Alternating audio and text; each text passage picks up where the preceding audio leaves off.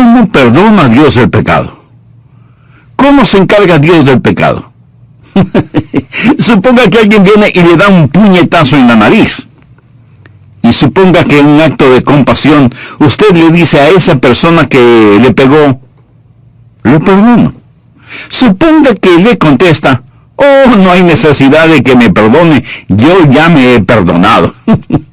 Luego suponga que otra persona que presenció todo esto les dice, oh, ninguno de ustedes necesita preocuparse, yo ya les perdoné a ambos. Mas fue usted el que recibió el puñetazo en la nariz. Amigos, solo la persona que recibió el golpe puede perdonar. Entienda que el pecado es poner nuestro puño en el rostro de Dios, y únicamente Él puede perdonar el pecado.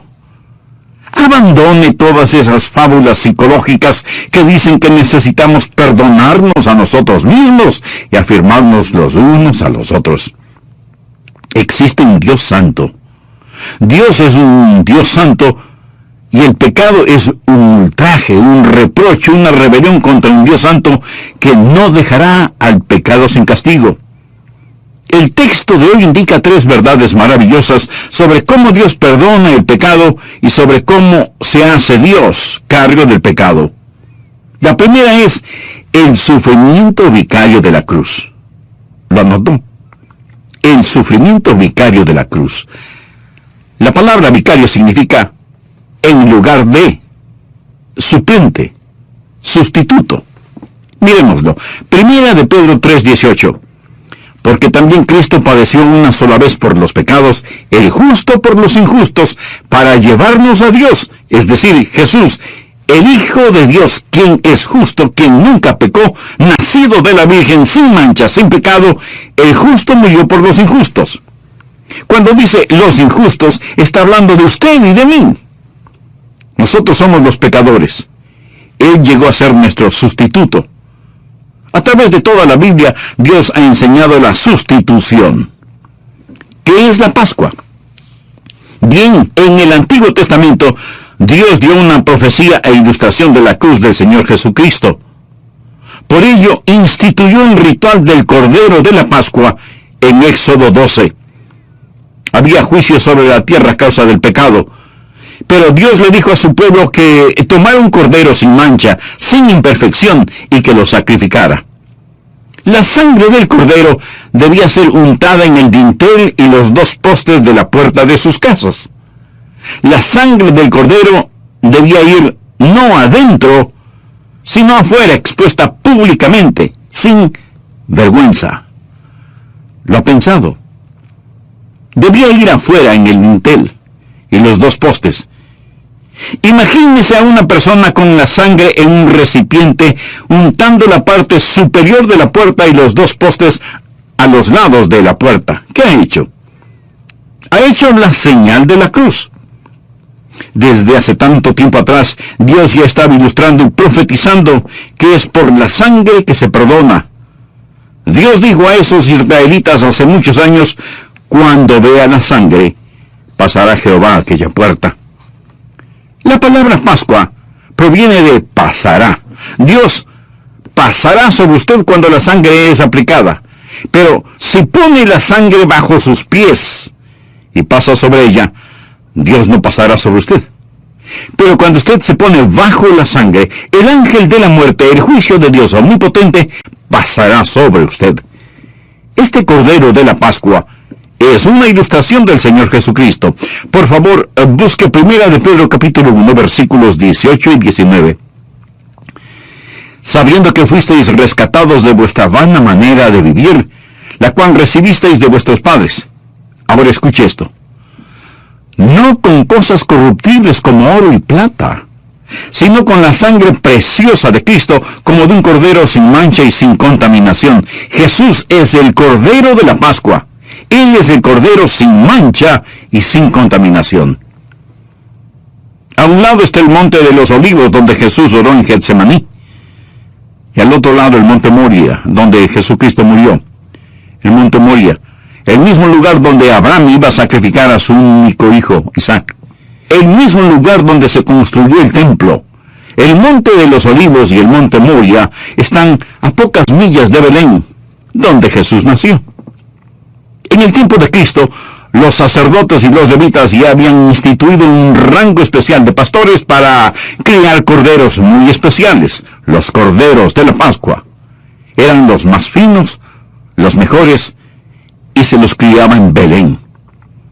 La semana de la Pascua, esos corderos venían desde los campos de Booz en Belén hasta el monte del templo y entraban por la puerta de las ovejas para ser examinados por el sumo sacerdote, los levitas y por los otros sacerdotes. Y el mismo día, bajando el monte de los Olivos y subiendo el monte Moria, venía el Señor Jesucristo, el Cordero de Dios, montado sobre un asna. El mismo día, el domingo de Palmas, la Pascua, entraban a la ciudad los corderos y el Cordero de Dios. El mismo día, ya hace tanto tiempo. Cuando esos corderos llegaban al templo, los sacerdotes comenzaban a examinarlos. Les chequeaban la boca, la lana, los pequeños cascos, los ojos, incluso los párpados. Si había algún defecto, ese cordero no era digno. Tenía que ser un cordero especial, un cordero sin mancha y sin contaminación. Pero al mismo tiempo que esos corderos venían, el Cordero de Dios también venía. El cordero nacido en Belén. María tuvo un corderito. Su lana era blanca como la nieve. Jesús nunca conoció el pecado. Él era el Hijo de Dios nacido de la Virgen, el Cordero sin mancha de Dios. El Cordero del que habló Abraham en el monte Moria cuando dijo: Dios se proveerá de cordero para el holocausto. No un cordero para sí mismo, sino que él mismo será el cordero. Dios se proveerá de cordero. ¿Se da cuenta cómo todo encaja? Si Jesús hizo tanto, ¿por qué la mayoría de los evangelios se concentran en la última semana de la vida de Jesús? Se lo ha preguntado. Porque este es el clímax de todo. Y es en esta última semana que Jesús es examinado por los fariseos, los saduceos y los herodianos. Él fue examinado por los líderes civiles. Y todos tuvieron que decir: no hallo en él ningún delito. Jamás hombre alguno ha hablado como este hombre. Jesús, el Cordero perfecto de Dios, los podía mirar a todos aquellos y desafiarles: ¿quién de vosotros me redarguye o convence de pecado? Él era el Cordero sin mancha, sin contaminación, y estaba siendo examinado para la Pascua. Los sacerdotes llegaban el día cuando el Cordero de la Pascua debía ser sacrificado. A las 3 de la tarde el sacerdote levantaba la barbilla de ese corderito sin defecto y, tomando su filoso cuchillo, le cortaba la garganta. Al mismo tiempo que esto sucedía, sobre el cruel monte Gólgota, el Cordero de Dios vertía su preciosa sangre real y roja como los rubíes por los pecados de la humanidad. Y Jesús dijo sobre la cruz: consumado es. Consumado es. La deuda está totalmente pagada. Sacerdotes pueden irse ya a sus casas. Levitas pueden bajar sus cuchillos. Pastores, su trabajo ha terminado porque la deuda quedó cancelada. Amén. Aleluya. Consumado es. Jesús, el Cordero de Dios, murió sobre la cruz. El propósito de la cruz es la sustitución, y la Pascua nos lo ha mostrado en una forma muy clara y simple. A su vez, cuando el Señor Jesucristo murió, Él cumplió otro simbolismo del Antiguo Testamento en Levítico 16. El sumo sacerdote colocaba sus manos sobre la cabeza de un macho cabrío y confesaba los pecados del pueblo. Después, se llevaba el animal afuera de las paredes de la ciudad y lo mataba derramando su sangre. Esta es la razón por la cual la Biblia dice que Jesús, para santificar al pueblo mediante su propia sangre, padeció fuera de la puerta, o sea, fuera de la ciudad, porque Jesús fue nuestro macho cabrío. Nuestros pecados fueron colocados sobre él. Él los llevó a la cruz y en agonía sangró y murió. El tribunal de Pilato es otra ilustración. Pilato era un competente político neutral y lo que le convenía determinaba su conducta. Él trató de escaparse de la situación, pues no quería crucificar al Señor Jesús. Mas la gente vociferaba clamando la sangre de Jesús. Pilato ingenia un plan diciendo, tenemos a otro hombre aquí y su nombre es Barrabás. Barrabás era un ladrón, un asesino, un revolucionario, y Pilato pensó, si alguna vez ha vivido un hombre que merece ser ejecutado, es Barrabás. Esto es lo que Pilato dijo. Según la tradición, el gobernador puede soltar a un preso, el que el pueblo diga.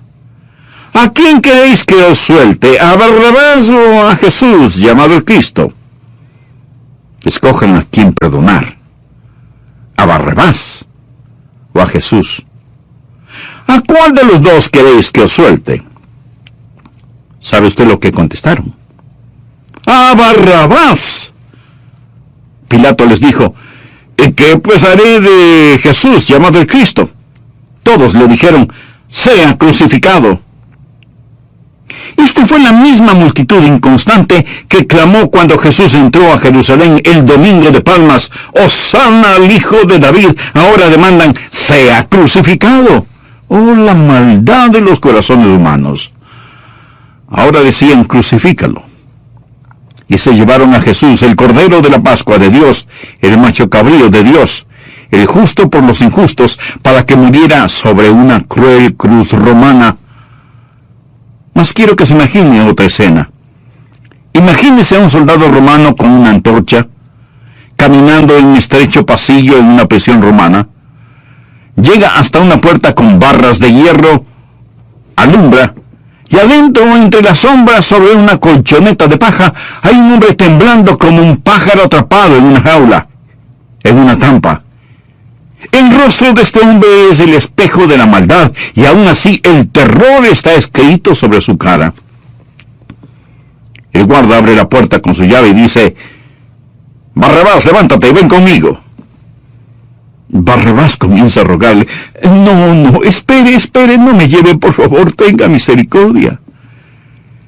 El soldado romano le responde, Barrabás, deja de llorar.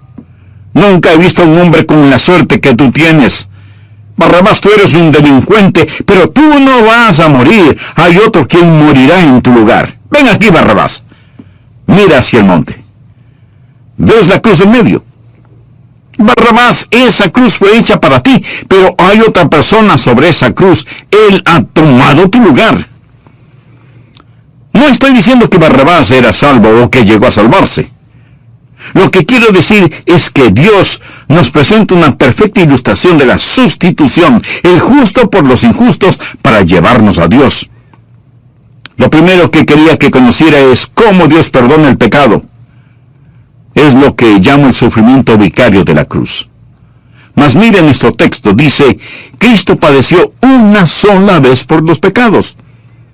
Él sufrió por los pecados. En muchos lugares, teatros e iglesias, durante la Semana Santa se presenta el drama de la pasión de Cristo, tratando de ilustrar el sufrimiento del Señor Jesucristo. Mas ningún programa puede alcanzar a representar su sufrimiento. No hay lengua que pueda expresar, garganta que pueda cantar, mano que pueda pintar la tragedia que llamamos Calvario y el sufrimiento del Señor Jesucristo. Existe el sufrimiento emocional de Cristo. Hablamos de ello cuando estudiamos de la copa, cuando el Señor Jesús dijo en Mateo capítulo 26, versículo 38, mi alma está muy triste hasta la muerte. ¡Oh, la agonía emocional! Lucas capítulo 22, versículo 44. Y estando en agonía, oraba más intensamente, y era su sudor como grandes gotas de sangre. Hace algunos años alguien me entregó un artículo del diario de la Asociación Médica Estadounidense. Y en este artículo para médicos hablaba del sufrimiento del Señor Jesucristo, del sudar sangre. Se llama hematidrosis. Hematidrosis. Y esto es lo que decía. Un fenómeno poco común. Puede ocurrir durante estados altamente emocionales o en personas con trastornos sanguíneos. Como resultado de una hemorragia en las glándulas sudoríparas, la piel de la persona se pone muy débil y sensible. Esto es lo que le sucedió al Señor Jesucristo. Él estaba en tal agonía que sus diminutos vasos capilares estallaron, se rompieron. El Señor Jesús no solamente padeció sufrimiento emocional, sino sufrimiento corporal. Los romanos le azotaron y ellos sabían muy bien cómo hacerlo. Ataban las manos de la víctima y la levantaban hasta que estuviera de puntillas para aumentar el dolor y que la espalda estuviera lisa como la seda. El instrumento de azote era un látigo con un robusto mango y con correas de cuero. Al final de las correas de cuero habían unos pedacitos de hueso, metal y vidrio ingeniosamente atados. Usaban a 2 azotadores, 2 verdugos a la vez. Y al ser estirado el cuerpo, uno comenzaba en la nuca y descendía. El otro empezaba en los tobillos y ascendía. Juntos despellejaban a esa persona parada de puntillas, enroscando el látigo alrededor del cuerpo y desprendiendo un pedazo de carne cada vez que lo jalaban.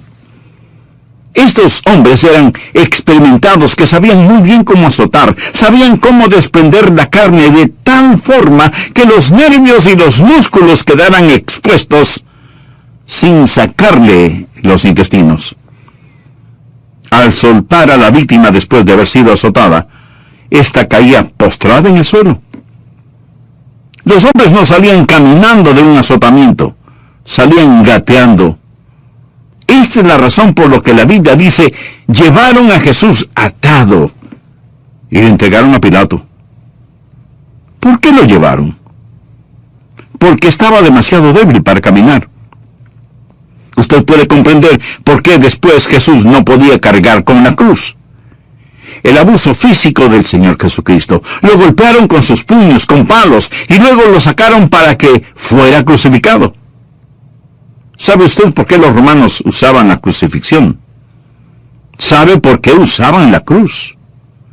Porque la crucifixión tenía como fin el ser cruel, poco común, e inspirar terror.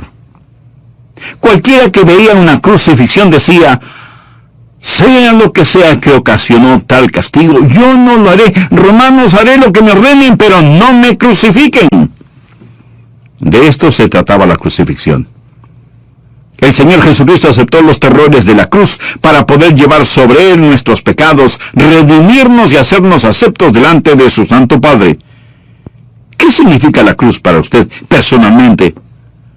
Si solo es un símbolo religioso o un adorno complementario de la moda, usted, mi amigo, está perdido espiritualmente. Necesita ser salvo. Voy a hacer un breve resumen del programa anterior para proseguir con el material de hoy. Busquen su Biblia, 1 de Pedro 3:18. Porque también Cristo padeció una sola vez por los pecados, el justo por los injustos, para llevarnos a Dios. Este es un versículo maravilloso. En él hay suficiente dinamita del Evangelio como para dinamitar el pecado, el odio, el dolor y la enfermedad de la vida de cualquier persona. Pero la dinamita debe ser encendida por la chispa de la fe. Y entendiendo que solo Dios es el único que puede perdonar nuestros pecados. Entendiendo que el pecado es poner nuestro puño en el rostro de Dios en actitud de franca rebeldía. Dios es un Dios santo. Y el pecado es un ultraje, un insulto, un desafío contra un Dios santo que no dejará ningún pecado sin castigo. En el versículo de hoy hay 3 verdades extraordinarias de cómo Dios perdona el pecado. La primera es el sufrimiento vicario de la cruz. El sufrimiento vicario de la cruz. La palabra vicario significa en lugar de otro, suplente, sustituto. Porque también Cristo padeció una sola vez por el pecado, el justo por los injustos, para llevarnos a Dios. Es decir, Jesús, el Hijo de Dios, el justo, murió por los injustos. Cuando dice injustos, está hablando de usted y de mí. Nosotros somos pecadores. Jesús fue nuestro sustituto. Dice la Biblia, Cristo padeció una sola vez por los pecados.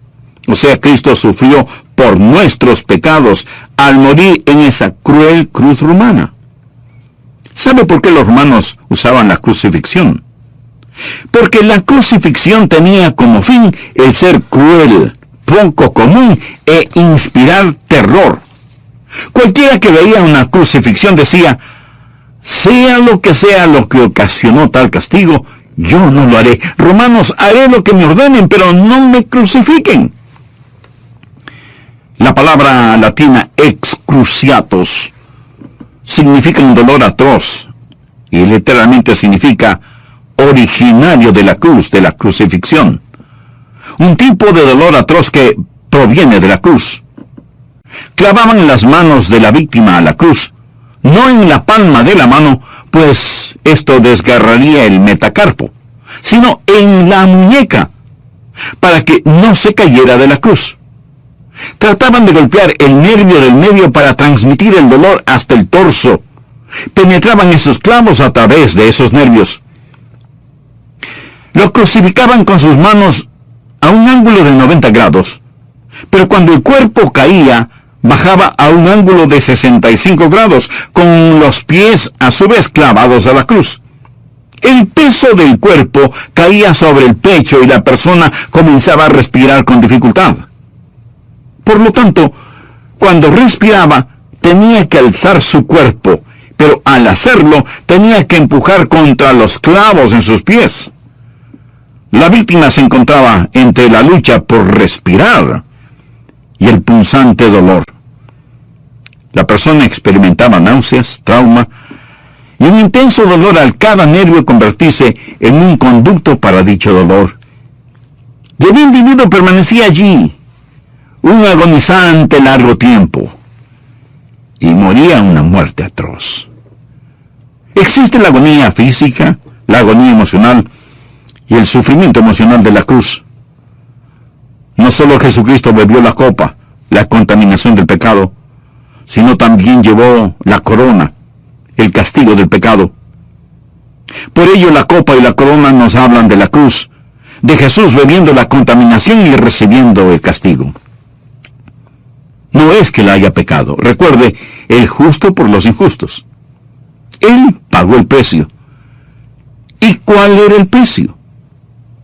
El estar separado del Dios omnipotente. No solo Dios el Padre se separó de él, sino que en ese momento Jesús también se volvió en el objeto detestado por el Padre y Dios. El Padre tuvo que mirarlo como mira a un pecador y encargarse de él como lo haría con cualquier pecador. ¿Comprende ahora el texto de Pedro? También Cristo padeció una sola vez por los pecados, el justo por los injustos. Este es el sufrimiento vicario de la cruz. El sufrimiento vicario de la cruz. Amigo, mi corazón se conmovió tanto al estudiar para este sermón. Aquí está la segunda verdad que deseo que observe. La satisfacción vital de la cruz. Miremos el texto. Hay una palabra que no quiero que pase por alto. Porque también Cristo padeció una. ¿Cuál es la palabra? Una. Cristo padeció una sola vez por los pecados. Amigo, esto no significa había una vez. Esto significa una vez y para siempre. Significa una vez y para siempre. Cuando Jesús dijo, consumado es, dijo que la deuda quedó cancelada en su totalidad. En Roma, cuando encerraban a un hombre en prisión, cuando se le encontraba culpable de un crimen, escribían un certificado de deuda y se lo colgaban sobre la puerta de su celda. Era su deuda al Estado y a la sociedad. Era lo que su pecado, su crimen había provocado. Y después de servir su tiempo, pagar la pena y satisfacer las demandas de la ley, entonces escribían sobre ese certificado de deuda, cancelado. pagado en su totalidad, y se lo entregaban al prisionero. ¿Sabe usted cuál era la palabra que escribían sobre eso? Tetelestai. ¿Sabe lo que significa? Consumado es. Consumado es. Cancelado. Ese hombre no tendrá que regresar a prisión otra vez. Nunca volverá a estar en peligro o será arrestado por el mismo crimen. Si lo acusaban de nuevo, él podía decir, sí, lo cometí, pero ya pagué, está consumado. No pueden llevarme 2 veces por el mismo crimen. Y esto es lo que dice que Jesús padeció una sola vez por los pecados.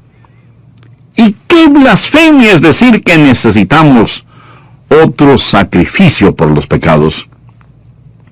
Hebreos capítulo 10, versículos del 12 al 14.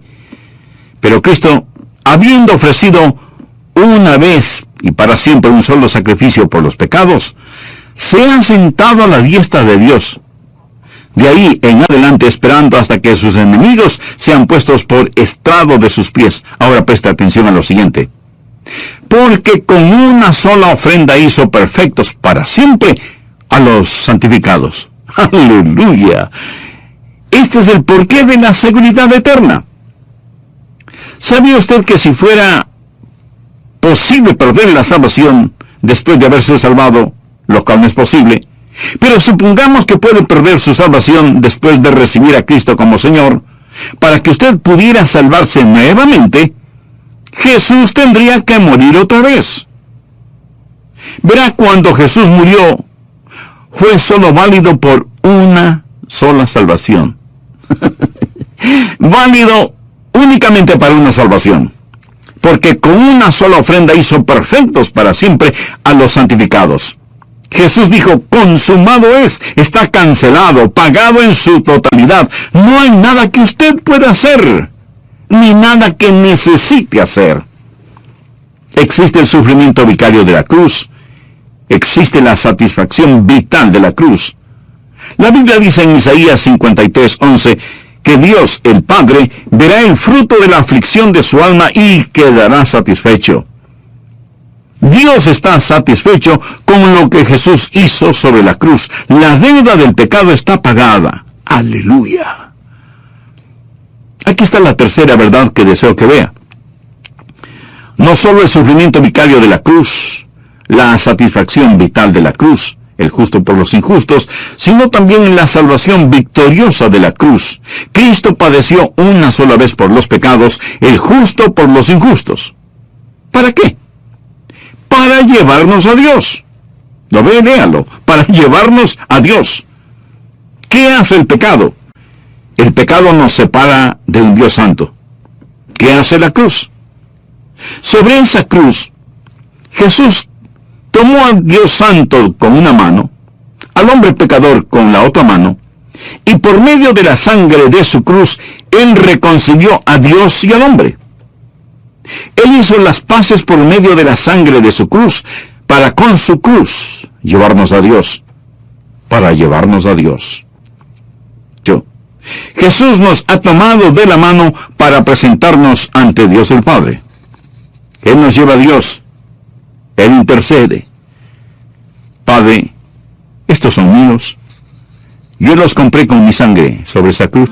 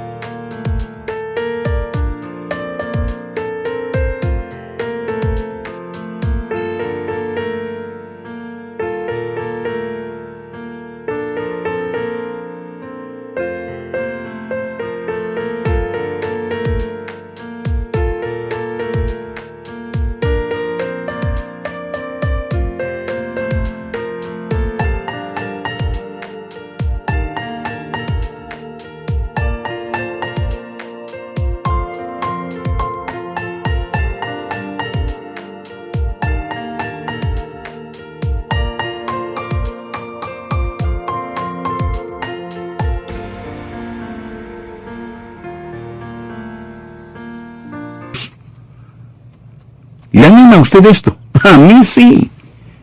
Escuche Romanos, versículo 10. Porque si siendo enemigos fuimos reconciliados con Dios por la muerte de su Hijo, mucho más estando reconciliados, seremos salvos por su vida. El rey David en el Antiguo Testamento tuvo un hijo, su nombre era Absalón, y él se rebeló contra su padre. Y había una mujer de Tecoa que le dijo a David: usted necesita hacer algo para reconciliarse con su hijo, para que él regrese, para traer a su hijo. Pero David no lo hizo. Y la mujer le dijo: Rey David, usted no actúa como Dios actúa. Anote este precioso versículo en el margen de su Biblia, 2 de Samuel 14, verso 14. Y la mujer dijo: porque de cierto morimos, y somos como aguas derramadas por la tierra que no pueden volver a recogerse. Ni Dios quita la vida, sino que provee medios para no alejar de sí al desterrado. ¿No es este un gran texto evangelístico en el Antiguo Testamento? Somos como aguas derramadas por tierra. Ni Dios quita la vida, sino que provee medios para no alejar de sí al desterrado. Dios tiene un medio para traernos de regreso. Deseo contarle una historia verídica. Selecciones publicó esta historia. Un hombre de negocios de Nueva York, de descendencia húngara, que vivía en Long Island, Nueva York, para ir a trabajar siempre abordaba el metro en Long Island a las 9:05 todas las mañanas. Este hombre, que se llamaba Marcel Steinberger, un día un amigo suyo estaba enfermo y Marcel decidió quedarse con su amigo ese día e ir a trabajar más tarde. Marcel Steinberger se quedó con su amigo enfermo y en lugar de viajar en el metro de las 9:05, tomó el metro del mediodía. Él no estaba acostumbrado a viajar en este tren que iba repleto. Cuando Marcel Steinberger entró a ese tren, una gran multitud se bajó y otra abordó dicho tren, y Steinberger estaba tratando de encontrar un asiento. Un pasajero se levantó y Steinberger dijo: tomaré ese asiento. Y apresurándose, se dejó caer en el asiento. Sentado al lado de Marcel iba un hombre leyendo un periódico húngaro. Steinberger echó un vistazo. Él podía leer húngaro. El hombre leía los anuncios clasificados y Marcel le dijo en forma amistosa: ¿busca usted un trabajo? Y el hombre le contestó: no, busco el nombre de mi esposa. Marcel le dijo: a ver, cuénteme al respecto. Durante la guerra vivíamos en Debrecen y estaba felizmente casado. Pero los nazis estaban allí y comenzaron a oprimirnos. Un día me sacaron y me enviaron lejos de mi hogar, a Ucrania, para enterrar los soldados alemanes muertos. Tenía que hacerlo. Sentí mucho temor de dejar a mi esposa y que los nazis la pusieran en un campo de concentración. Bien, me enviaron y cuando regresé a mi hogar después de la guerra, no pude encontrar a mi esposa. Pregunté alrededor y me dijeron que los nazis se habían llevado a un número de gente a Auschwitz. Quizá mi esposa estaba entre esos. Comencé a leer y estudiar para averiguar qué sucedía con la gente que enviaron a Auschwitz. Muchos acabaron en los crematorios donde los incineraron durante el Holocausto. Pero también leí que cuando los aliados vinieron, entraron al campamento de prisioneros y liberaron a algunos. Pienso que quizás mi esposa no haya sido asesinada. Tal vez fue liberada. Entonces me dije: quizás los aliados llevaron a esta gente a América. Y si así sucedió, ¿cuál sería el punto de entrada? Sería Nueva York. Y si mi esposa estuviera en Nueva York, ella no sabría dónde estoy. Pero sé que mi esposa es inteligente. Ella pondría un anuncio en el periódico húngaro y simplemente leo el periódico para ver si por casualidad puedo encontrar a mi esposa. Marcel Steinberger se recordó que unos días antes había estado en una fiesta donde conoció a una mujer húngara. Ella le había dado su nombre y le había contado que vivió en Debrecen. También le contó que a su esposo se lo habían llevado a Ucrania. La mente de Marcel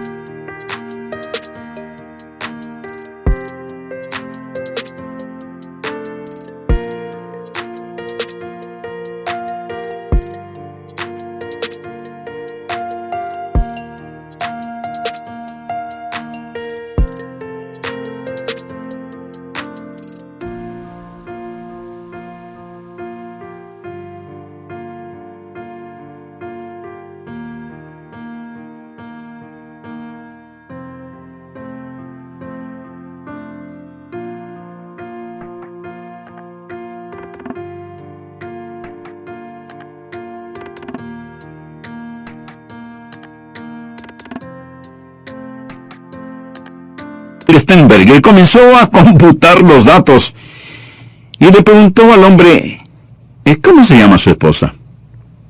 El hombre respondió, mi esposa se llama María Baskin.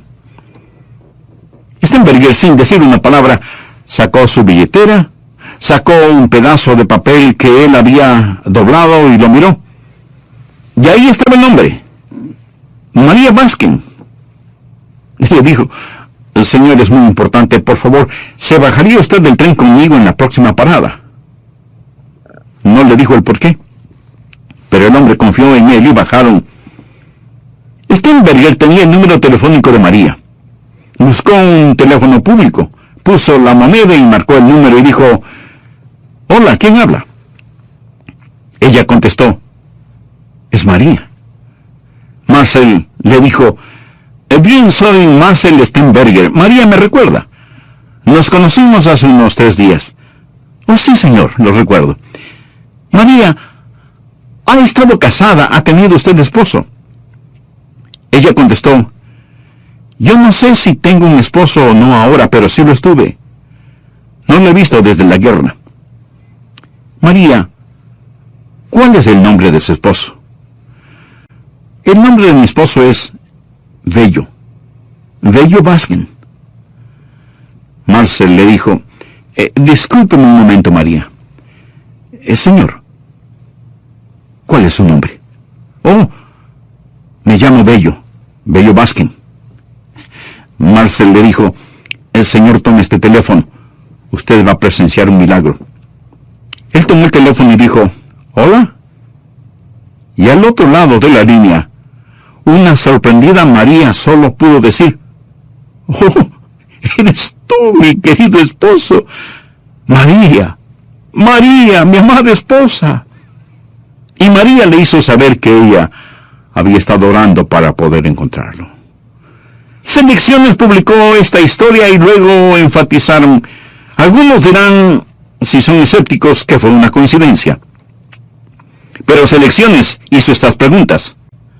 ¿Cuáles son las probabilidades de que este hombre, quien normalmente viajaba en el tren de las 9:05, tomara el tren de las 12? ¿Cuáles son las probabilidades de que él lograra sentarse en el único asiento desocupado en todo el tren? ¿Cuáles son las probabilidades de que este hombre estuviera leyendo un periódico húngaro? ¿Cuáles son las probabilidades de que 3 días antes él hubiera conocido a esta mujer, María, y hubiera notado su nombre? Y luego Selecciones afirmó, no fue por casualidad.